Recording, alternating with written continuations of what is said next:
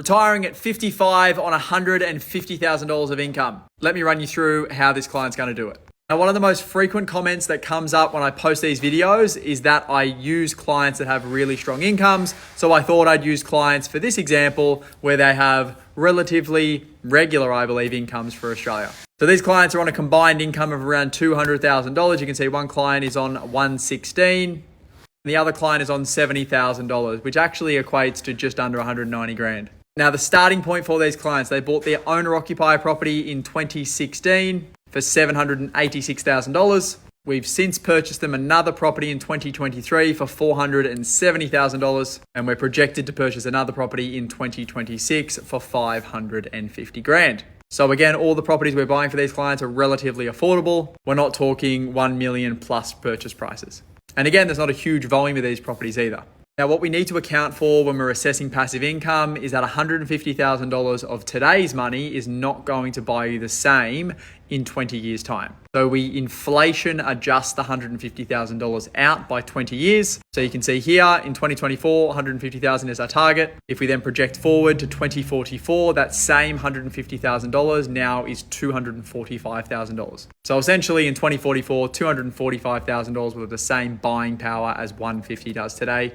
And that's based on a 2.5% inflation number per year over the next 20 years. So here's the starting point. Market value of the portfolio in 2024 of 1.65 million. We've got equity of just under 650,000, which means the clients are running at around about a 60% loan to value ratio. What we can also see is based on the incomes at a 6-to-1 debt to income ratio, our 2024 borrowing capacity is 1.26 million. We've got liabilities of $1 million, which is obviously our mortgages. And you can see third line down says difference of 252,000, which is essentially the borrowing capacity we have left over, which would be with major lenders.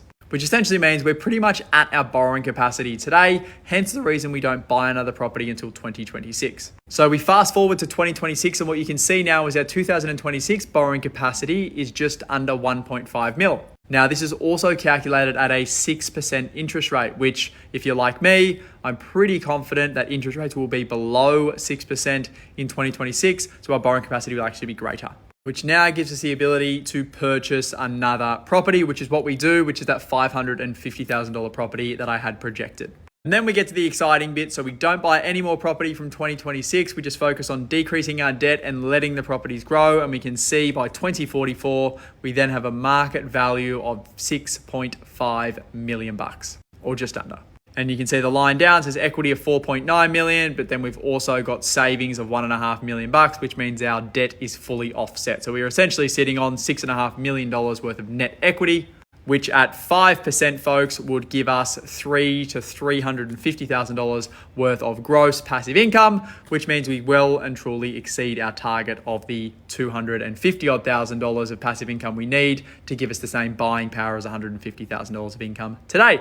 So there you have it, folks. Retiring by 55, starting in the mid-30s on a $200,000 combined income and only needing to buy 3 properties, all of which were under $1 million purchase price. So you don't necessarily have to be a gazillionaire to have a good life.